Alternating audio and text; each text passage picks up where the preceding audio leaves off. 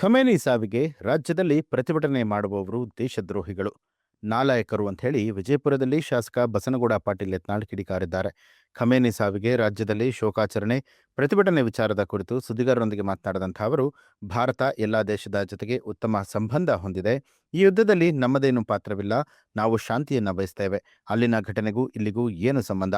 ಪಕ್ಕದ ಬಾಂಗ್ಲಾದೇಶದಲ್ಲಿ ಹಿಂದೂಗಳ ಮೇಲೆ ದಾಳಿಯಾದಾಗ ಇವರು ಯಾಕೆ ಹೋರಾಟವನ್ನ ಮಾಡಲಿಲ್ಲ? ಪಹಲ್ಗಾಮ್ನಲ್ಲಿ ಹಿಂದೂಗಳ ಕೊಲೆಯಾದಾಗ ಇವರಿಗೆ ಯಾಕೆ ಕಣ್ಣೀರು ಬರೋದಿಲ್ಲ? ನಿಮಗೆ ಈ ದೇಶಕ್ಕೆ ನಿಷ್ಠೆ ಇಲ್ಲ. ಈ ದೇಶದ ಅನ್ನವನ್ನ ತಿಂದು ನೀರು ಕುಡಿದು ಯಾವುದೋ ದೇಶದಲ್ಲಿ ಸತ್ರೆ ಇಲ್ಲಿ ಯಾಕೆ ಪ್ರತಿಭಟನೆ ಮಾಡ್ತೀರಾ ಅಂತ ಹೇಳಿ ಯತ್ನಾಳ್ ಆಕ್ರೋಶ ವ್ಯಕ್ತಪಡಿಸಿದ್ರು. ಇನ್ನು ಭಾರತದಲ್ಲಿ ಪ್ರತಿಭಟನೆ ಮಾಡಿ ಶಾಂತಿಯನ್ನ ಕದಡಬಾರದು. ಒಂದ್ ವೇಳೆ ಮಾಡಿದ್ರೆ ಅವ್ರ ಮೇಲೆ ಗುಂಡಿನ ದಾಳಿ ಮಾಡಿ ಮುಗಿಸ್ಬೇಕು ಅಂತ ಹೇಳಿ ಯತ್ನಾಳ್ ಹೇಳಿದ್ದಾರೆ.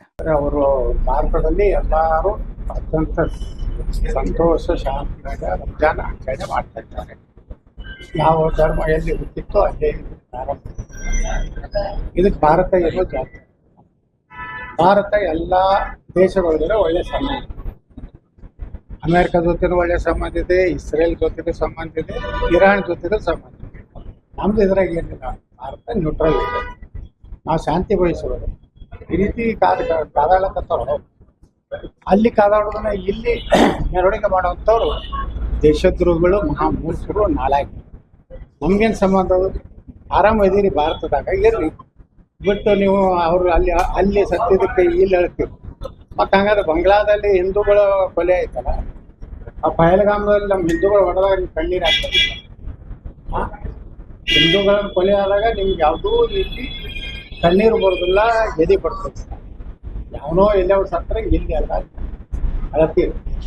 ಅಂದರೆ ನಿಮ್ಗೆ ಈ ದೇಶಕ್ಕೆ ನಿಷ್ಠೆ ಇಲ್ಲ.